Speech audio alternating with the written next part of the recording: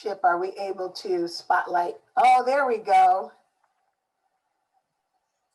What's up? How are you, friend? I'm good. I did a little costume change. Did you do? Costume changes are great. Buttons make me nervous.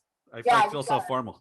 Gotta be free. I wore buttons and a collar, for y'all. I know I was going east, so I had to be a little fancier. I appreciate it. Well, again, we cannot thank you enough for being with us today. And as we said earlier before we started, that we are praying for you and your family. Thank you. So thankful for your presence. We've got about, looks like 150 folk who stayed on for this conversation. What? I think that's really great. So I want to say, just in terms of logistics, I've got some questions here for Bruce. But if you all have questions that bubbled up from what he presented, please send them to Chip and we will respond and interject those questions as we keep going forward. Bruce, I am kind of ruminating off. Thank you so much for your presentation, but I'm also holding it in tandem with the presentation you gave at APSI, which was more of a keynote. There were just some things that you lifted up there in terms of those 5 options that churches had, and sort of like the kind of 5 intentions, or how to be intentional based on those options. Could you unpack that a little bit for those who are not? Yeah, sure.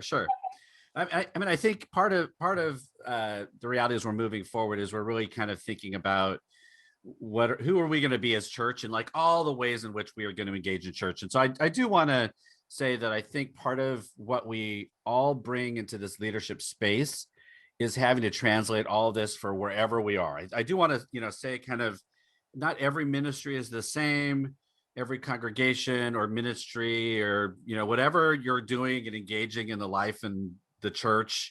We're all having to figure out what this may look like. I think even those of us that kind of were doing this beforehand,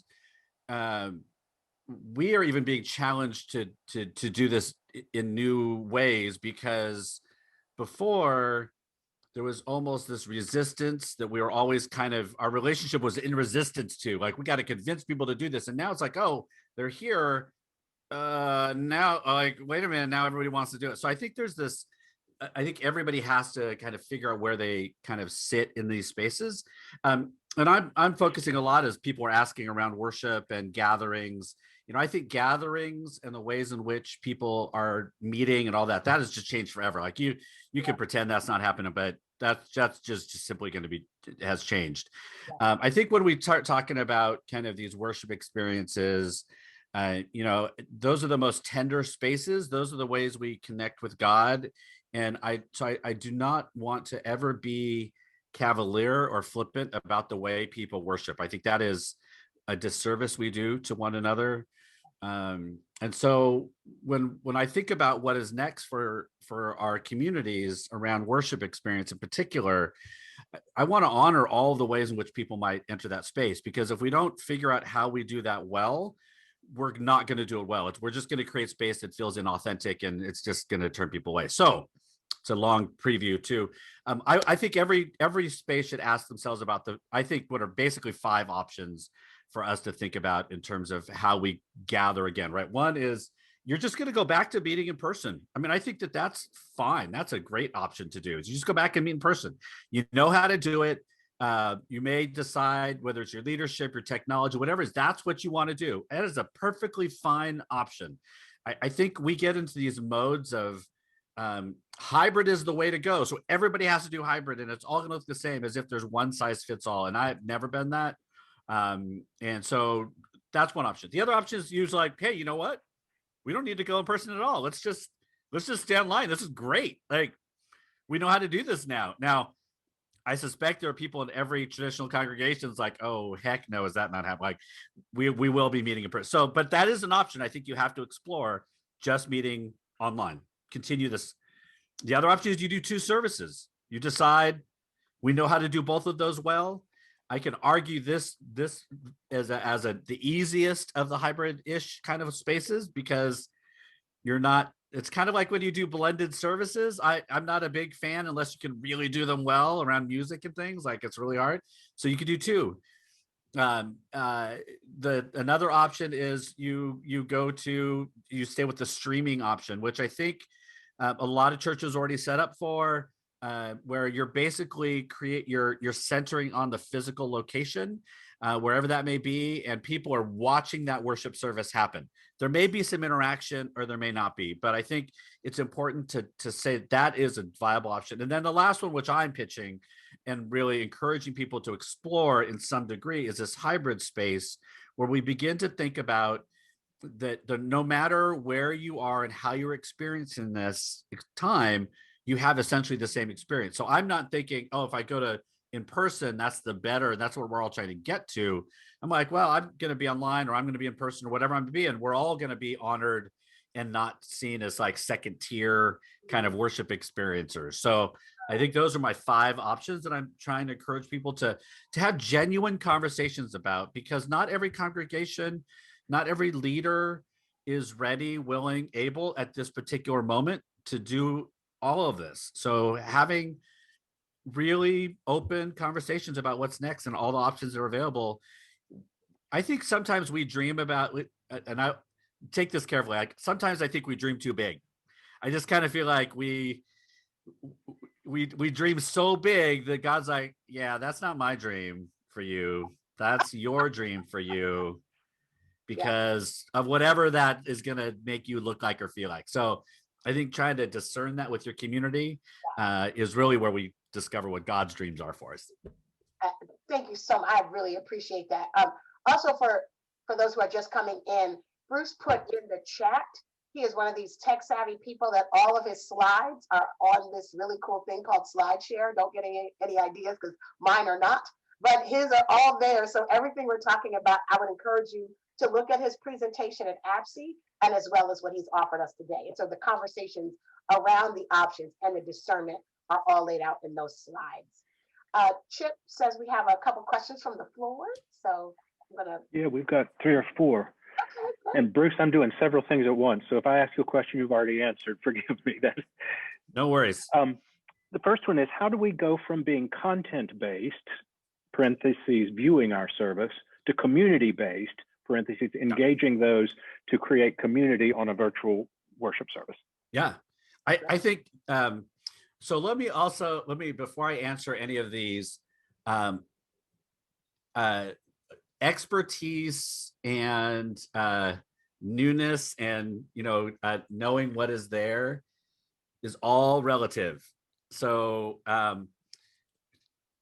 to my dear Presbyterian family out there, it is not that hard to be cutting edge in our denomination. So let me just say, there are a lot of people doing this stuff far before we were forced into it, right? I mean, so in some ways, I say that because while I have certainly ideas and ways for us to think about it and can speak that into our family, explore, like go out and see the ways in which people are engaging online and creating these experiences that we would have never even contemplated a year ago. But now we're like, oh, okay.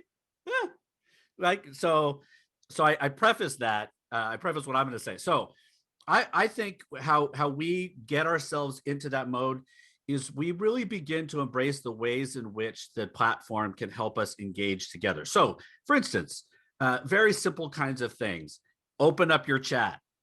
Like, I just feel like that is one of the things in our congregation. We have a certain folks in our church. They're like, it's so distracting. Can we not chat? And then there's another group that they are all up in the chat the whole service. And I will always lend towards increased engagement over less engagement.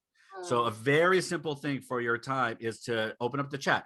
You do that in consult or in partnership with tech deacons, because just as you would have in a space you are gathering to kind of make sure that folks are behaving in a way that feels within the norms and agreements of a community, we have to take the same care in terms of the chat. I think sometimes we see technology and social media as a space that's a free-for-all, and it can be, but it doesn't have to be.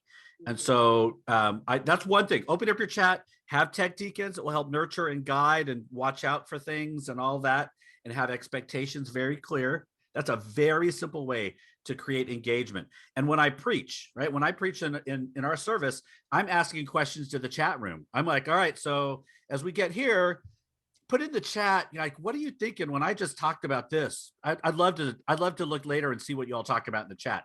So I'm not second classing the chat. I'm actually engaging the chat room. And I look at it this way. People were whispering in each other's ears when they were in person in your services. And now we're just giving them permission to do it in the chat room. Yeah. And I think it opens up. So that is just figure out ways to encourage people to do things. There's lots of stuff around how you can use the screen. If you were doing Christmas Eve and using candles and interacting and using your hands and using some of the reactions, there's lots of different ways to be able to do that. But if you're the easiest is to start engaging and using your chat in your service itself. So encouraging people to do that. That's one. There's lots of stuff out there. And as Bruce said, please liberate that idea. Get some tech deacons and even tech liturgists that will put up the scripture that will let you know this is the next thing coming. It's really wonderful to participate when it happens. As you had physical greeters, right? You had greeters that were like, have greeters who are interacting with the weight room before you open it up, and then they're asking questions when people come into the space. That you have people that are doing the same kinds of things you were doing in person. You just now have a different skill set and a different level of folks that are able to operate in that area, and so you embrace that into your space. That's great. Cool. What's the next one?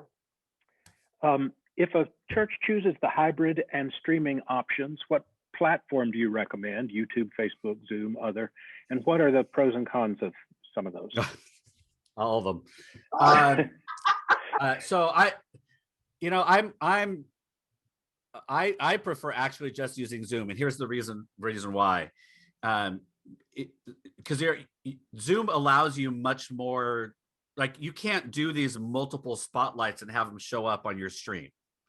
Right. There are things that you can do on Zoom. So when you ordain your elders, I put all 9 elders, we are ordaining, installing, all that kind of stuff. They could all be on the screen at once, but that's not going to show up on your streaming. So if you're trying to be creative with the tech and stream to these other services, that limits what you can do on using Zoom. So that's why we don't stream anywhere. And that limits our eyeballs. I certainly know that limits the number of people that watch, but our interaction becomes that much greater. So that's one thing that I would just, as you're thinking about this, I think and if you're going to stream to one, why not use Restream and stream to them all? Because again, you're looking at that level, you're looking at interaction in a space and people who are not part of your community to stumble upon you. Right, you're building up a library of things you're offering to the world. It's almost like you're kind of saying, here's their video on demand experience. Now, that's limited by the number of people, tech deacons, you can have in each space. If you're going to stream to YouTube and Facebook and your website, you have to have tech deacons that are located in each of those spaces so that you can chat with them. And if you want to be interactive, during your prayers of the people time, for instance, you would say something like, hey, is there anybody on our Facebook stream that make sure you lift up a prayer, or your YouTube stream, and your deacons are chatting that in or saying it to you or whatever. So I would use any of those. One step. Yeah. Explain what Restream is, because certainly. So Restream is Restream is a third-party software that allows your one stream to go into what's called it's Restream, and then it'll send it out to all the other platforms. So you can go from your Zoom link all the way, and it'll send it to wherever you want to send it. And there's many, many more places to stream than YouTube or Facebook. But so I would start out with just do one if that's what your capacity is. Do more if you can have people and you're ready and willing to kind of interact with folks.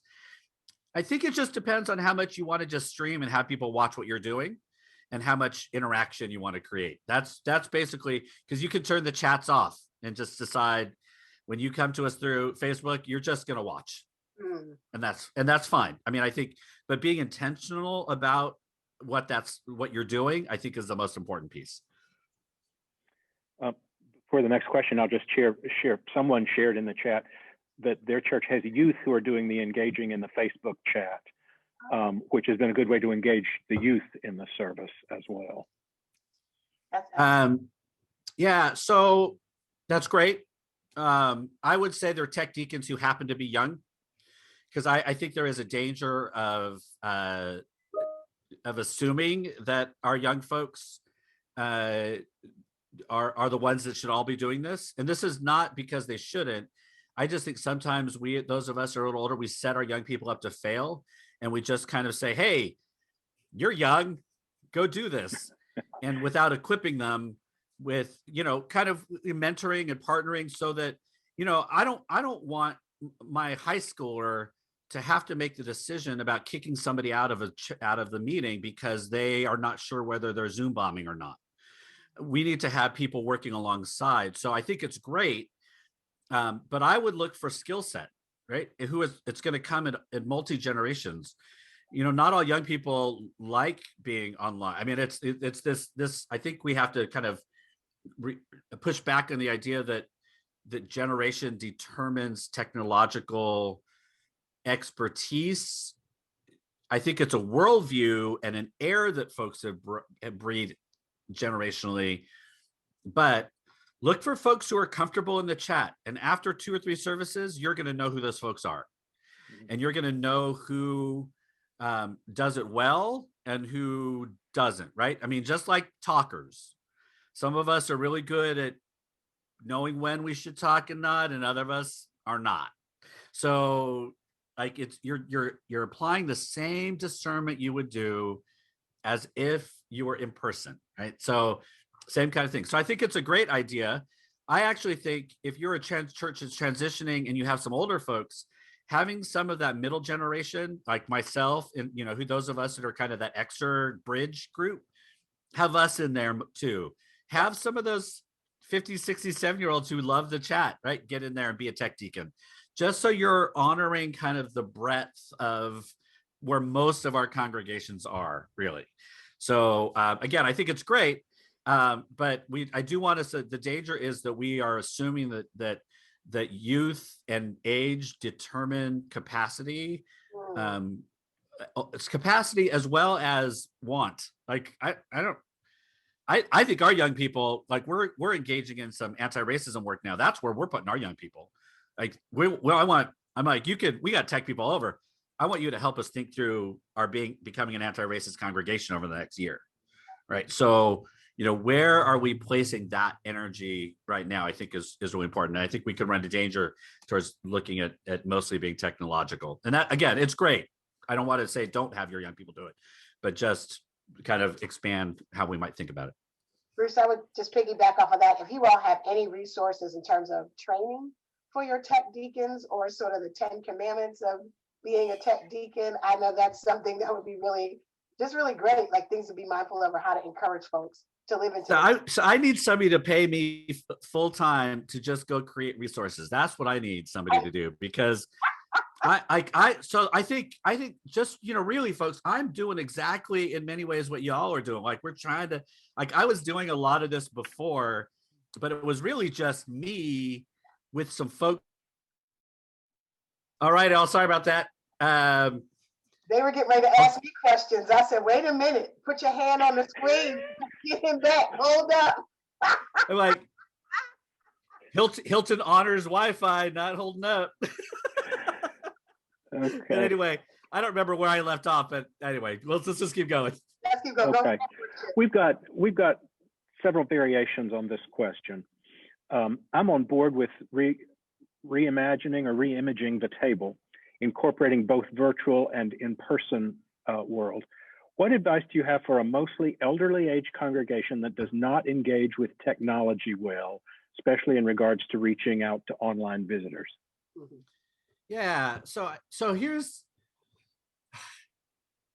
well, one, I would figure out before we decide our older folks aren't, have we done everything we can to empower and encourage them to be able to. That's the one I always, and I assume that most of us have tried to do everything we can, but I think there is, as things are opening up in areas, and you're maybe able to see people again. So when we started this, one of the things that we did that was some wisdom in hindsight is we actually stopped our in-person services before it was mandated. So we did it a week early. So we had a chance to send and we had tech deacons from the get-go. So we had a chance, we had 5 tech deacons that their only job was to go out and meet with people, get them set up so that we'd be ready when this was coming. We had kind of knew that this was happening. So again, I think trying to figure out ways to embrace that tech deacon role. If you need to ordain them, do it. Like, I'm just feeling like this is a role that is not going away. And so one would be to revisit the ways in which we might connect people again, because retirement communities, like we have a ton of 90-year-olds who are in retirement communities who have all now figured out how to connect people to gatherings. So there's iPads that are going around. So revisit the idea. That said, if folks are not able to reconnect technologically, I think you honor the ways in which people can connect. So whether it's going to be, I've heard a lot of folks that are doing phone, voice, recording.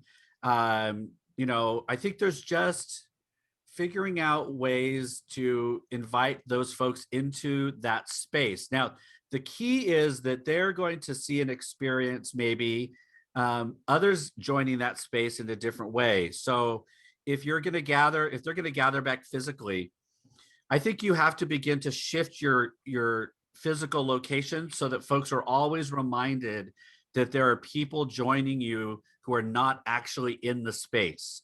So it's going to disrupt what folks may hope to go back to, but I think in the end, it's going to be really vital. So you'll see it when we go back in person, and we're looking at September. We're probably not anytime before that. I'll have my laptop on the pulpit so that folks know that was I'm leading worship of, I think, very few people who will show up in person. It's also here. We're also beginning to talk about how we'll do screens so that faces are going to show up, cameras so that we can move in the sanctuary and people can see faces as well as big, so that you don't have to have the technology in hand, but you can create a physical location that those can still engage in the technology and the connections that way. So begin to think about how do you connect people so that they don't have to do it themselves is one way that I would think about doing that, especially as places are starting to open up again. When it comes to new folks, here's the thing I think about. I don't try to impress new people. Like, I'm not trying to be something that I'm not. If folks come to your service because they see on your website that you're multi-generational, and this is going to remind me of a church that I heard my grandparents went to, and that's why I'm going to go, and then they don't see that, like, you're not really like, so I think find the community that you are, the most genuine, authentic expression of that, and share that out. And those who God calls into that space are going to be called into that space. But again, don't be fancier than you really are. That comes off as disingenuous. Always push a little bit, but at the same time, be the church that you are. I mean, I just feel like sometimes we try to be, again, we dream bigger than who God wants us to be. And again, please don't hear that as stop dreaming big. It's just, sometimes I think we get caught up in this. We're also going to be this thing out here. And sometimes God's just saying, be you. And that is be more you and be you even bolder. And that's what I want you to do. So I hope that helps. I mean, I think that you got to hold who you're serving with tenderness and care, pushing, but also saying, this is who we are. How do we be this really well? I really appreciate that. These big dreams, but sometimes they're these little mini daydreams, right? Or that you're dreaming for right now, but the next generation will do kind of even greater things. And it's okay to take those small steps. I will just kind of give a shout out to some of the stuff that happens in this presbytery. Some of our smaller churches have been doing church through telephone conferencing. And that's a way that they can't do it by Zoom, but they're still coming together. And there are even phone apps, right, that you can broadcast, and people have been able to be in their cars while it's going, through the different apps. So there are micro steps or smaller steps before some of the stuff you're talking about as well. Yeah, and I will say the biggest variable for all of us is going to be internet. I mean, that is, and there's nothing, there's nothing you could do about that. I got to stop reading all my post-apocalyptic stories because all this is gone as soon as that rolls around, right? So I think that's a piece that's just always being aware, and that the internet piece, to really honor, because that's not something that any of us can control, right? We live where we live. The internet is what it is. And so really honoring that space as well before we start launching too far out into something that we are, because again, every choice we make is going to exclude somebody, and we have to do, so we make those choices with some integrity. If you make some choices that are high internet based, you're saying to those who don't have that connection, you probably are not going to be able to participate as much as we would like. So again, that's a little sidebar, but I think that goes along the way of finding different ways to create this interaction. Isn't always going to be internet based. It might be phone trees, recordings, lots of different creative things out there. Thank you. Chet, what else we have? Several variations on, can Bruce recommend some workshops or places for pastors to learn further for visual and virtual worship and gathering? Yeah. So yes and no. I think the best, I say the best place to go right now for us kind of doing this is something that I created, which seems really weird to say that, but so the Zoom Faith group on Facebook, like that started last March, and I'm like, well, we should probably, I want to have a space where we just talk about Zoom. Like I just want us to, and that group is now like 2,800 people or something. And so I got to figure out how to divide it up. All that's just a lot, but that's a space that if you have any questions about creativity, about things, but that's if you're using Zoom, there, like everything is there. And I interact occasionally, but like there's so much expertise and experience now into that space that I'm just overwhelmed by how much good stuff is in there. So if you are a Facebooker going to the Zoom Faith, that's a space that you can always drop questions. And we do a roll call every Sunday. If you have problems, if things went well, you can share links and just share that. And that's a good space to go. In terms of workshops and other things that are going on, I don't know. I wish I had time to know all this stuff, but I don't. I mean, I think that I know our denomination, if you look at the scattered church stuff, that's good. The colleagues and I were a part of that. There are some really solid people.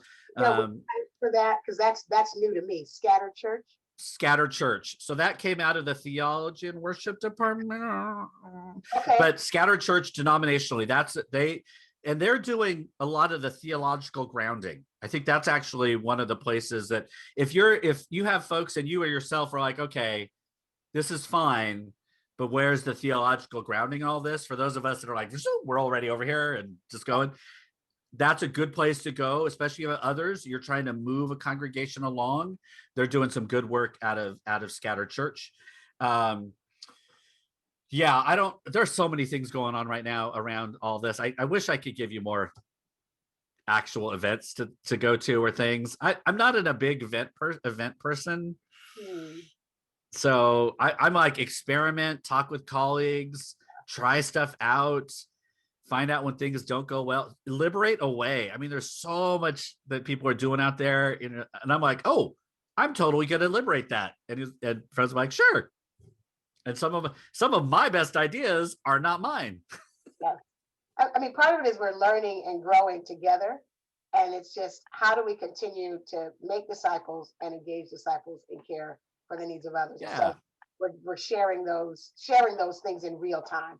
And Chip just put that in the well, and I think that the opportunity for collaborating is so great right now. I mean, I've done more kind of collaborative services and experiences in a new church that I'm serving with other churches than I really ever did before, because we're like, hey, why do 4 of us need to put on an Ash Wednesday service? Why can't we share that now that it's online?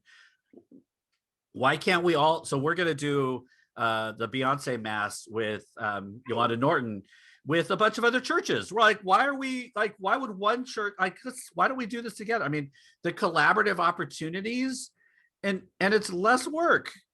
in some ways now. I mean, let's get right down to it. If you decide, like, so in our area, I'll take on one service and kind of oversee that one, but that means that so-and-so, you get Monday, Thursday, and you're just going to tell me the prayers I need to read. Yes. Right? So I'll get my people there and you tell me what prayers we have or we're in charge of. And all of a sudden that collaborative freedom is become real. So that's another way to just, and you'll start to learn from people and all the new things you can do. I think it's just, there's such an opportunity for generating things that fit within our theological space, and now this creative space that we can inhabit.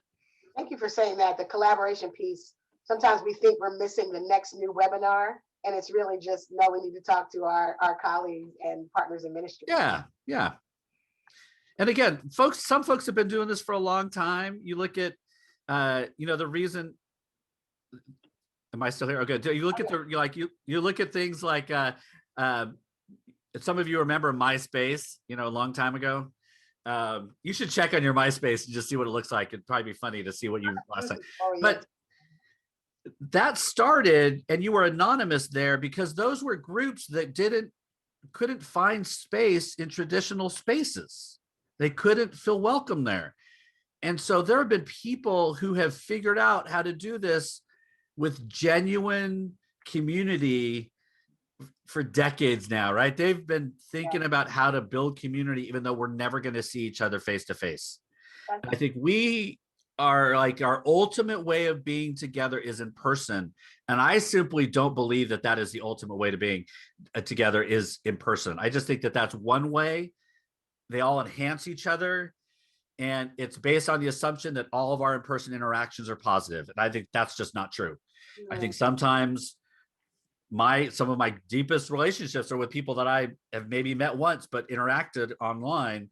And so, I mean, I think that that's just expanding our even possible ways of being community will help us to think more creatively about how we engage together.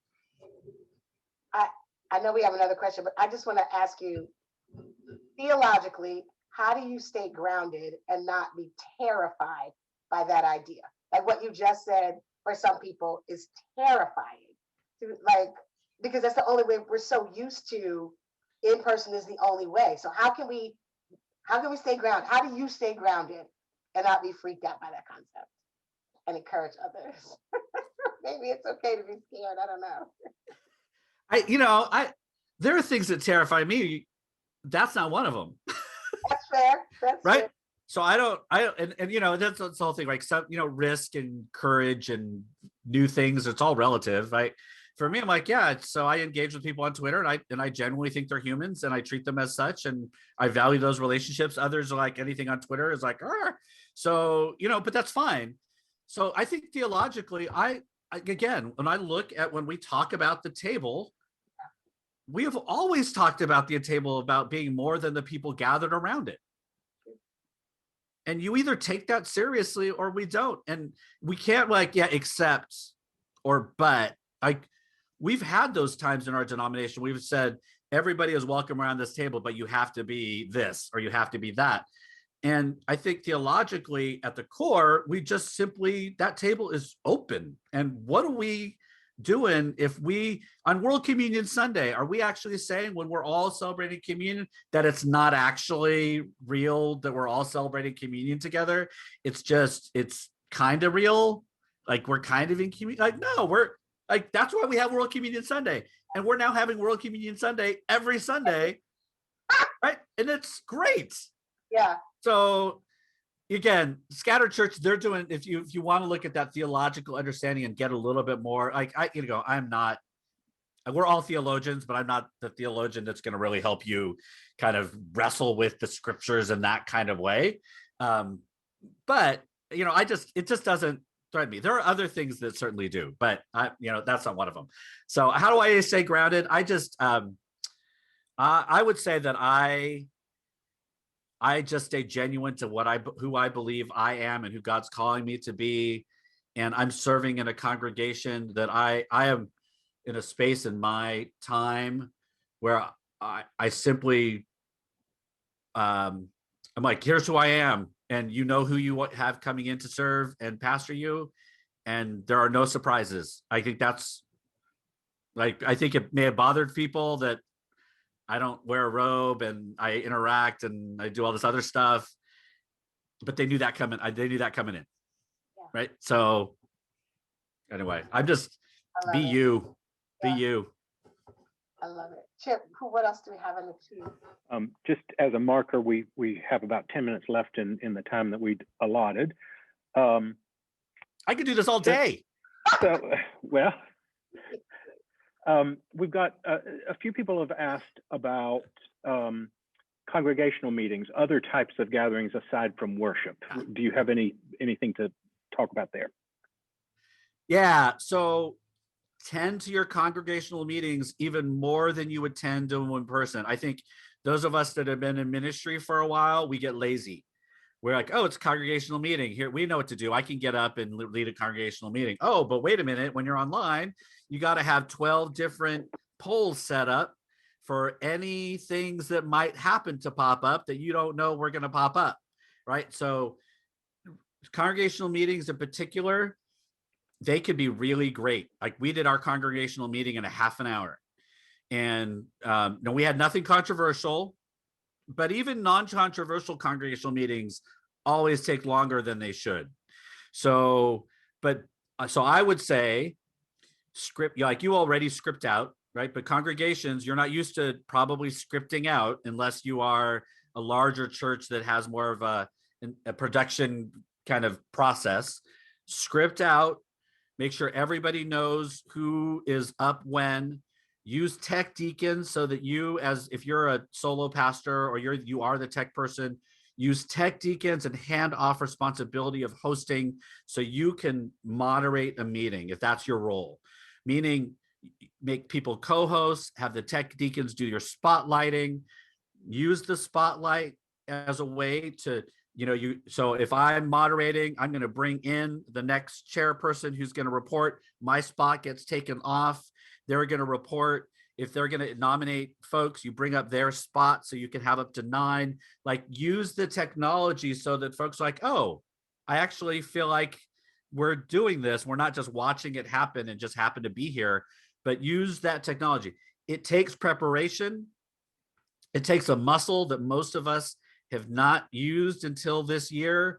And by now you either pulled that muscle or it's sore or you're getting it strengthened, right? So practice more. Again, I just did my 25th ordination anniversary, and I know that I've gotten lazy in my preparation for in front where I could just show up and like lead worship. That's not good. That's just like, we just get lazy. We can't do that when it's online because you can't just make it up as you go because everybody's sitting there watching the screen and you don't have as much space. So use the technology to make your congregational meetings a little more engaging. Using the spot is a great one to do. Make sure that it's scripted out and have tech deacons who can answer questions, take the responsibility of hosting away from you. Again, getting those polls ready early on, thinking about every possible outcome, and always have one poll that's a generic yes or no poll so that you can always pull that one up if you just need to take a yes, no vote. And then read the results like you all do, read the results and record them in the chat so that you not only have them in your recorded version of this, but when you save the chat, you actually have the numbers right there. So people can look back and say, this is what the results were. So we have people speak the results into the recording, as well as we have somebody type the results into the chat room. Okay. If I could just say, several people have asked about things. We will have the recording of this session available for people to look at, and we'll also save the chat, and in our next newsletter, we'll try to put the links that have been shared in there so that people will have access to those as well. Several people had asked about that. Here's an interesting question. What role does economic and technological inequity play in all of this? Yeah, well, what role does that, what in anything in the world does that not play into it? I mean, at a certain level, right? So you're always trying to think about what that means. So yes, I mean, I think there's a congregational and there's an individual, right? I think an easy place to go is that this is going to be really expensive for you to do as a congregational. I'm going to start congregationally.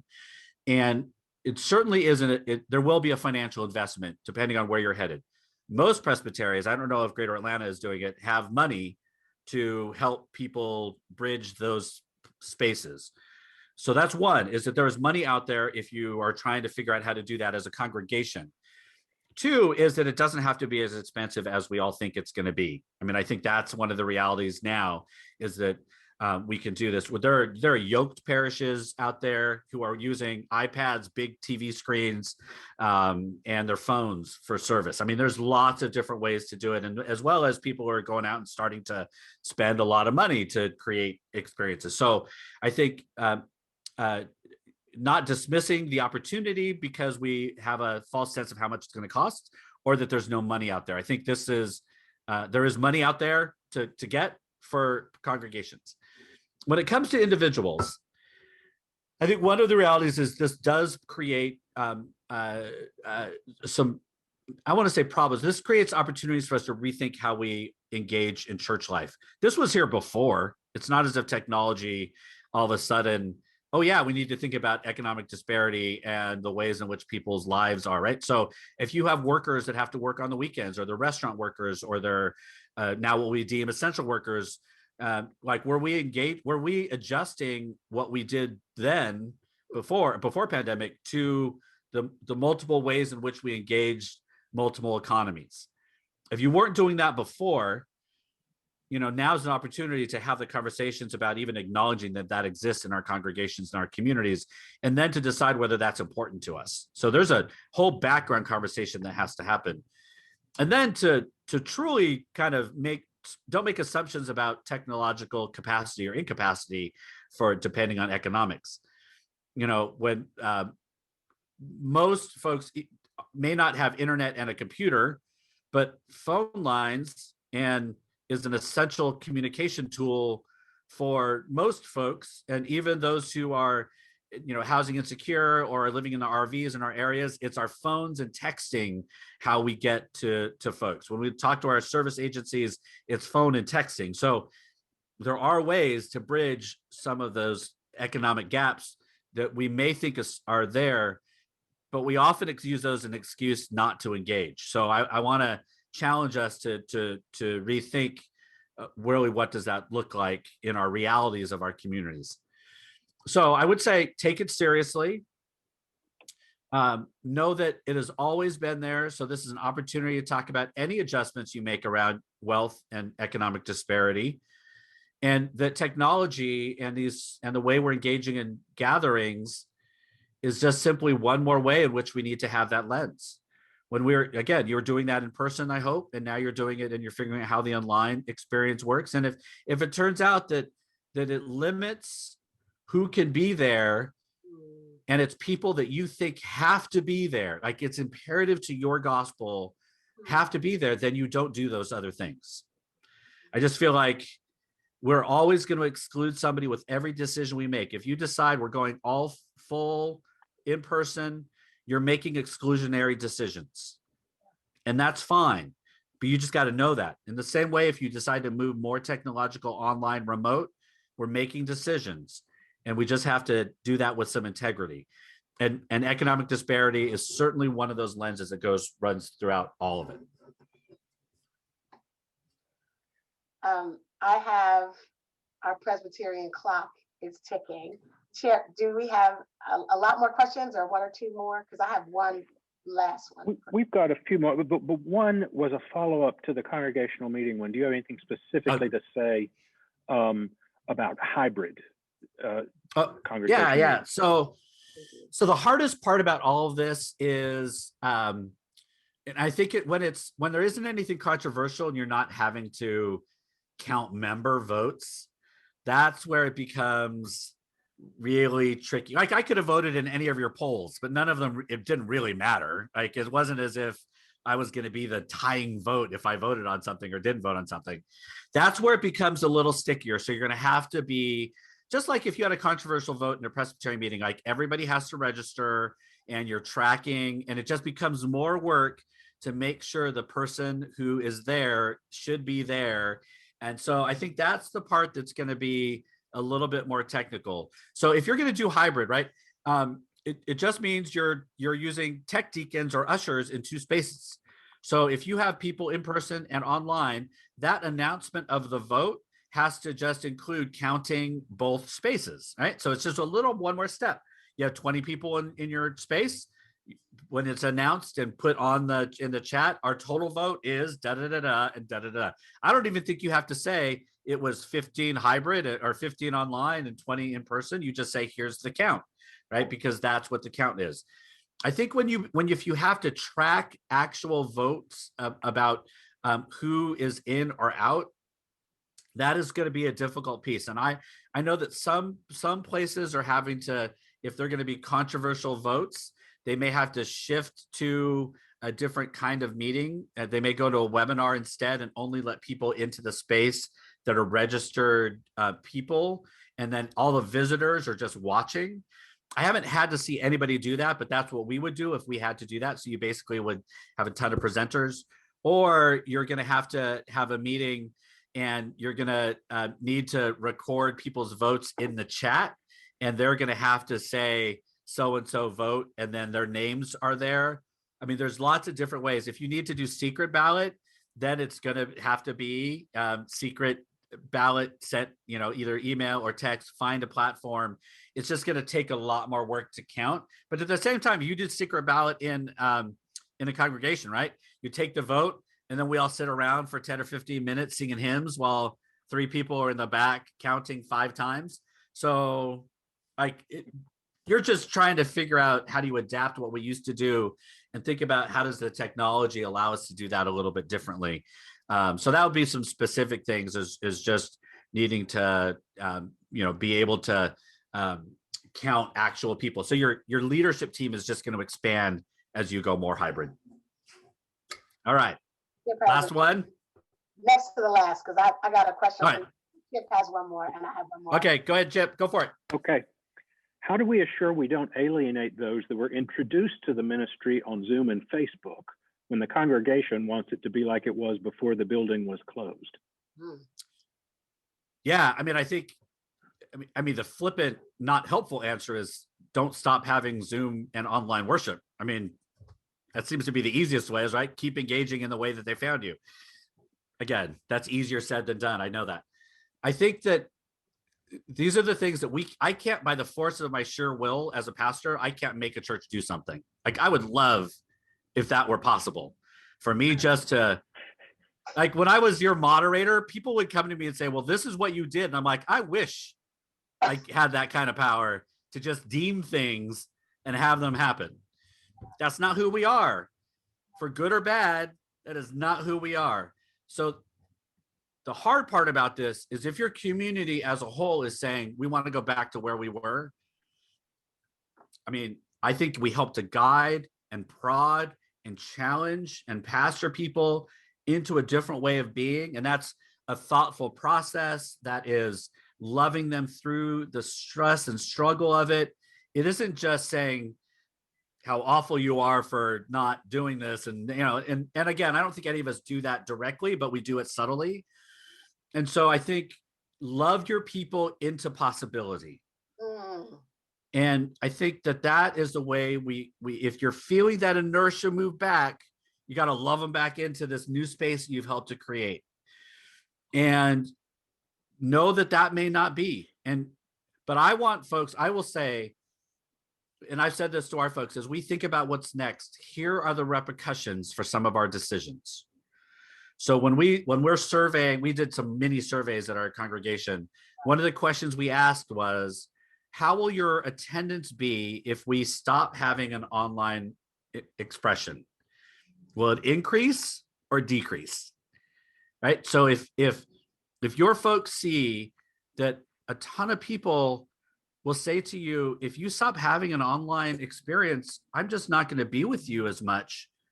They could do with that what they want, but they're making a choice if they decide, well, that's okay. Thanks for coming during this season. We're going to go back to where we were, which may be the right thing for a church at a right time. I hope not, but they will be saying goodbye to people. So I love people into, and again, I'll finish this one off. I shared one slide that basically said, create as many interactions so that you don't have to be the one that's trying to convince people that we should love these people who have found us online. Create as many interactions so that the people who are primarily in person will always have to wonder and yearn for the presence of those who have been meeting us online. So you're not the one that's having to go, yeah, but we're going to lose so-and-so. You're going to have people go like, oh, we've had this small group and this Bible study. I want to make sure that so-and-so is able to continue to be with us. So you've created the space, or you've curated the space that these interactions have made it almost a no-brainer to move into a hybrid version of something. So I think that if you can do that, if you haven't already been doing that, continue to do that so that that inertia isn't strong enough to break those bonds that have been created through what you've been doing up till now. That is awesome. Thank you so much. My last question, when we talk about being virtual and vital, one of the conversations, one of our leaders said, I don't want people to miss out on the vital part, right? That making disciples, caring about in person and online, all of this is what we're called to do.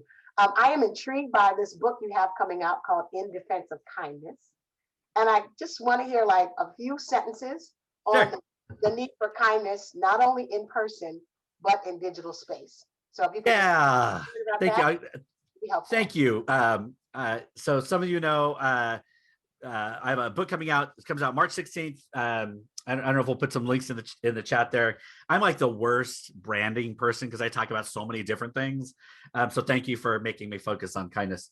So here, my definition of kindness is that we acknowledge that every human being is created and complex, and that we treat them as if that matters.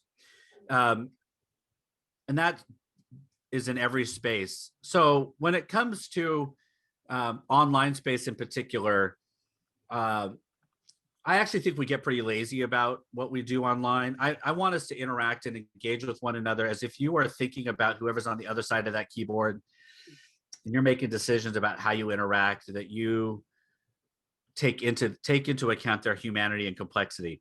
Now, that doesn't mean that you have to interact with every person. It doesn't mean that everybody is entitled to your time and your energy. And it certainly doesn't mean that every online fight that you're invited to, do you have to accept that invitation?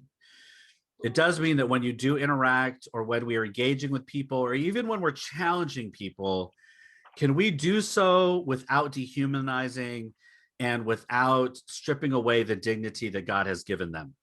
Now, the book that I've written, In Defense of Kindness, is not a religious book. It is for a non-religious community. But if you were to read it, you would get a sense of the theological underpinnings in which we have. If we could, I don't know if we can put in the chat the link to the, I don't know, we can link it to Amazon or Chalice. Oh, yeah. Yeah, that'd be great. Some folks are messaging me about it. So I think part of it is, if we would take a moment and a breath to step back when we're interacting with people and understand that they have a complex world behind them, even if they're public figures. Like some would say, well, public figures, you should just assume that you're going to get all this stuff. I'm like, but that doesn't mean that we have to give it. And I think for me, I can challenge somebody without body shaming. I can challenge somebody without being ableist. I can challenge someone without, kind of stereotyping their geography. If we can't be creative enough to challenge people on the content of what they are saying, then we are being lazy. And it's more work to be kind than not to be.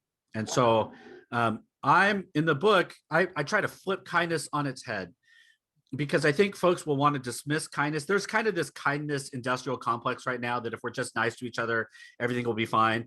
And I'm flipping that and saying that in order for social movement and social justice to happen, I think kindness has to be integral to that, because it's a powerful and transformative value that if we express that more, I believe it has more power than we've given it. So that's online or in person. Yeah, I mean, again, I can talk about that a lot too. So We can Comes do this out March. all day. I do all day. I can do all day. March 16th. If you want to get a copy before March 16th, it's being sold at Chalice Books, and you'll get it. It'll mail out now. They already have them in the warehouse before they mail them out. If you order them through any other thing, and if you like it, we're on March 16th. We're going to do a blast out if you take a picture with it, and I got to do all that stuff. So yeah, there you go. Well, I want to thank you for your kindness towards us as Presbytery, this denomination, all the ways in which you use your gifts. So we're going to close. I'm going to ask Chip to give us a blessing as we conclude this portion of our time. Sure. Let's pray together. God, we thank you for this time together, for the business that we have conducted, but also especially for this time of conversation and sharing. We thank you for Bruce and the wisdom and the insight and the ideas and the limitations that he has confessed to and shared with us. We ask you to continue to bless what we are doing in our congregations, making things up as we go along. We also want to once again lift up Bruce's family and ask you to be present with them in this difficult time of health challenges. Bless us all. Continue to bless the work that's done in this presbytery. We pray in Jesus' name. Amen. Amen. Amen. Thank you all for having me. So much. Take care. Enjoy the rest of your day. All right. Take care, all. Thanks. Bye. Thank you.